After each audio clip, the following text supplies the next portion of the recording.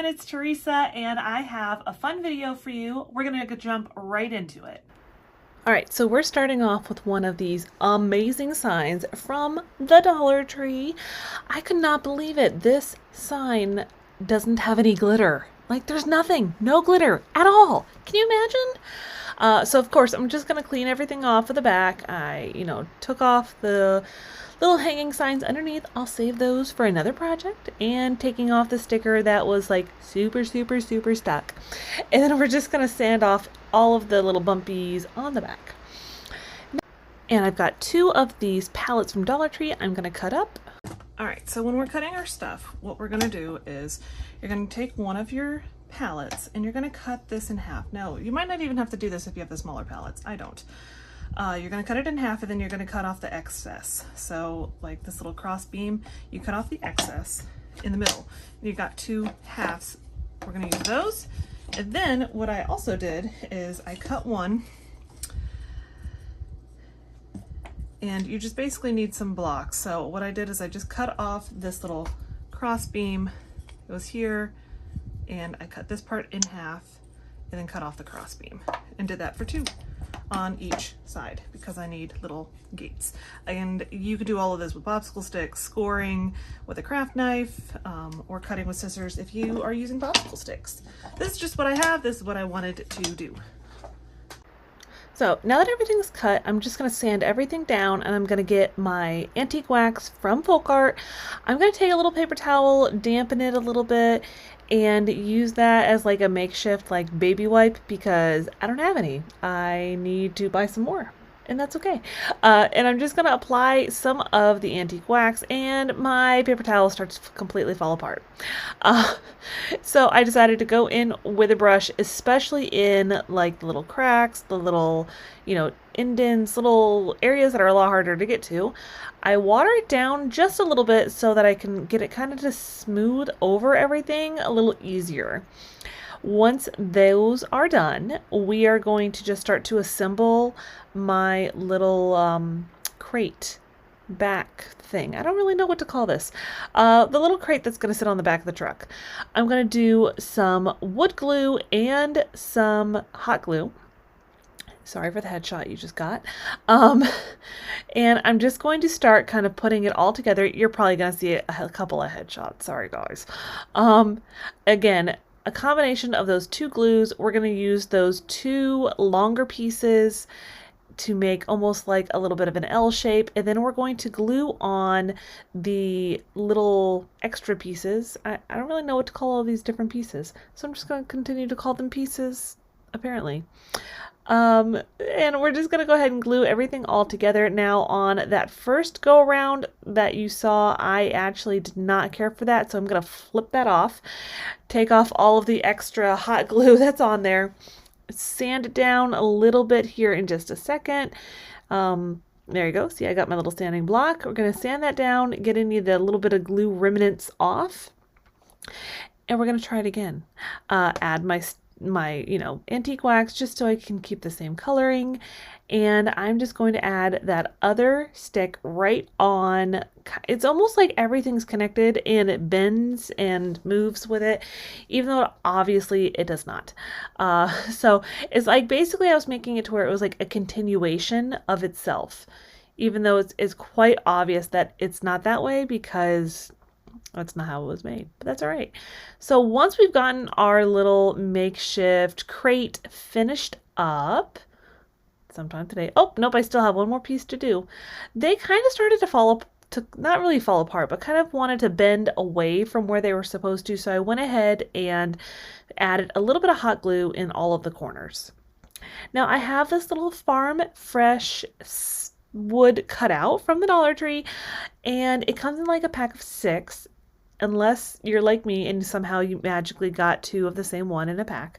I covered that entirely with the Waverly chalk paint in Plaster, and now I'm going to go over that with just kind of like a dry brush, maybe a little bit more than a dry brush, from the wood tint in the color gray, also from Folk Art. Sorry, shaky camera. And now I'm going to go ahead and glue that on there because I thought that this was going to be the most adorable little addition to it. I mean, I have to be really honest. I'm so excited about this DIY. I thought it just came out so stinking cute. I'm going to do pretty much the same thing that I did on the other wood pieces where I do the wood glue and then the hot glue just to give you that, you know, immediate hold, long-term hold, all kinds of different holds. And we're going to do the same thing when we're ready to put it on the back of the truck. Be careful when you're doing this because it's really easy to put it in the wrong spot. I put it in the wrong spot to begin with, but then I ended up taking it off and fixing it. So right now you're seeing it kind of in the wrong spot, but that's okay. Just pretend I put it further over to the right. I ended up taking it off and fixing it. I have one of these little rectangular, I think it's like table decor is what it calls it. I'm not sure. And I take off the little wood block, not even wood, MDF block in the back and put it on straight. That was the big problem. It wasn't straight at all. I'm going to add some hot glue onto the back of the tires, press it in there really nice, and then I'm going to do some kind of like an extra hold on it. It may not have even needed it, but that's all right.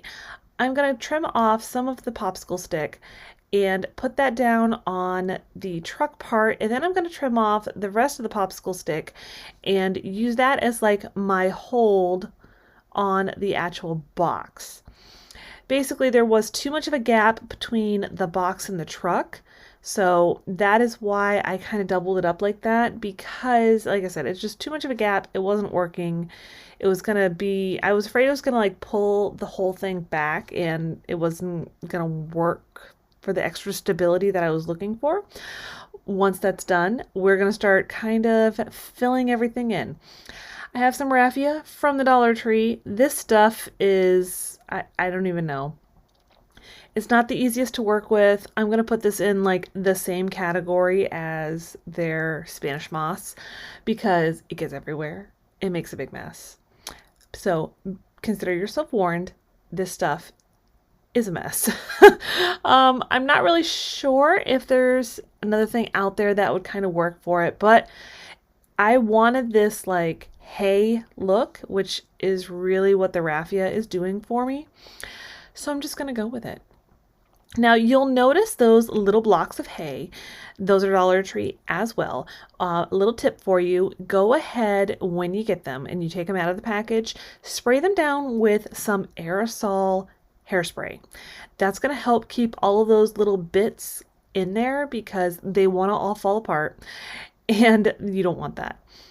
And now I've got a few different pumpkins. I decided to kind of mix it up with some of the orange, some of the white. I believe the orange ones I picked up at Dollar Tree last year. I haven't seen them yet. That's not to say that they're not out there. And then I have these little white ones. I want to say that I got from Joann's last year. They were kind of just sitting in my stash, so it kind of went with it. And once I've gotten everything all sorted in there, here it is. It turned out so adorable. I absolutely love it. All right, on to our next fall DIY. All Dollar Tree stuff. I mean, I'm just blown away by by myself today. I don't want to sound so conceited, but I kind of can't help it because they're awesome. All right, I've got 4 of these little crates. They are the ones with like the little drawer almost. And I went ahead and sanded everything down. And now I'm going to add a hefty amount of wood glue, and then I'm going to add in my hot glue.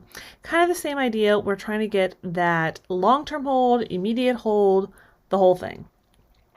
I'm going to clamp them together, and I have a few different boxes. I don't know. It's Dollar Tree, so I'm going to blame them. But one of these 4 are not the right size. And so I was trying to make it work.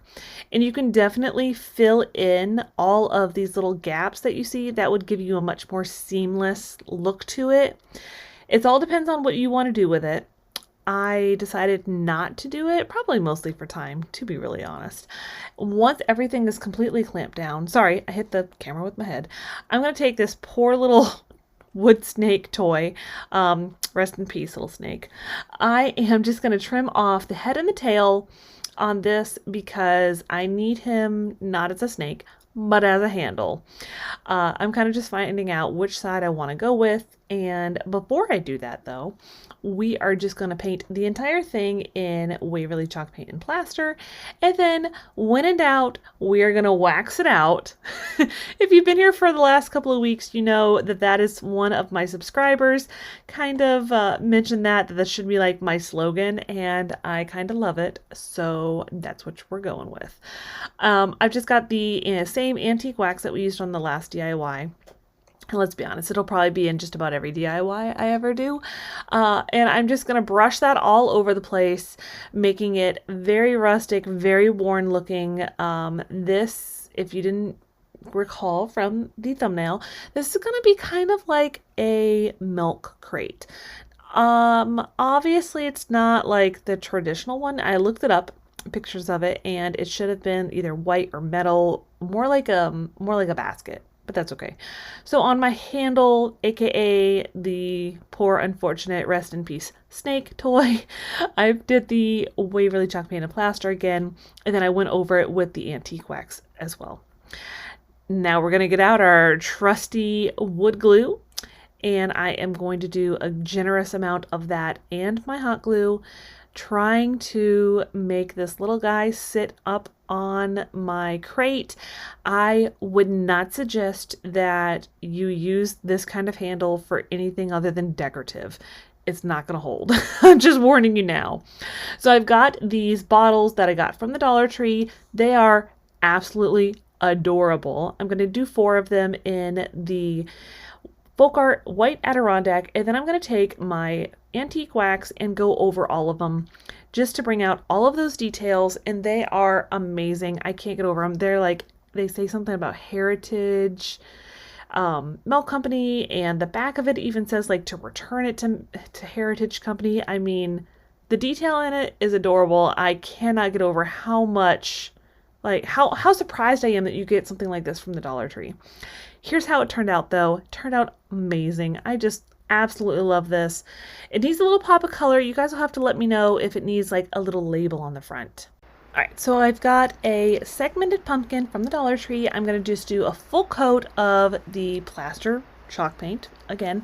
And now I've got this adorable fabric from the Dollar Tree, and I am actually taking a metallic paint marker, also from Dollar Tree, and it actually worked out really well because it doesn't really like sink into the fabric too badly, so you can't really see it on the other side. So that is why I chose this one.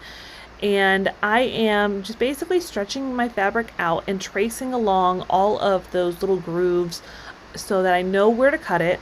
Keep in mind, obviously, since I'm doing it upside down, you're gonna have to flop them around, if that makes sense. Once they're all cut out, I'm just going to take my Mod Podge and I'm going to start in a small section at first.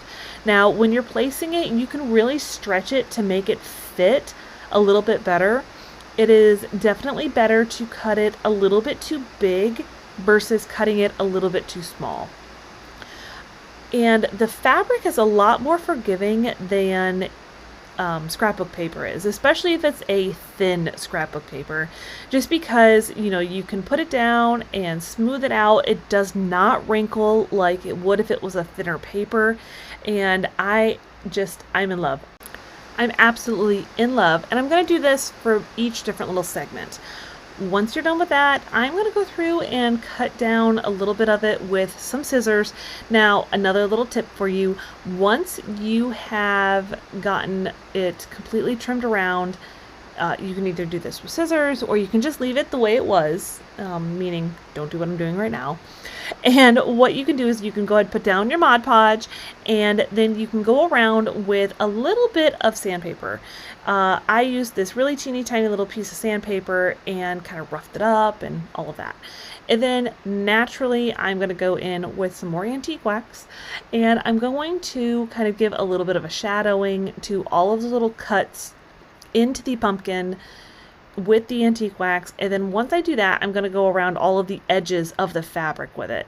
And I had some little spots a little bit, you know, left in there. So I went ahead with my, you know, lighter candle light, you know what I mean. I went ahead and just kind of trimmed off a little bit, and I've got a buffalo plaid ribbon because there isn't enough buffalo plaid in my life right now. I needed a little bit more.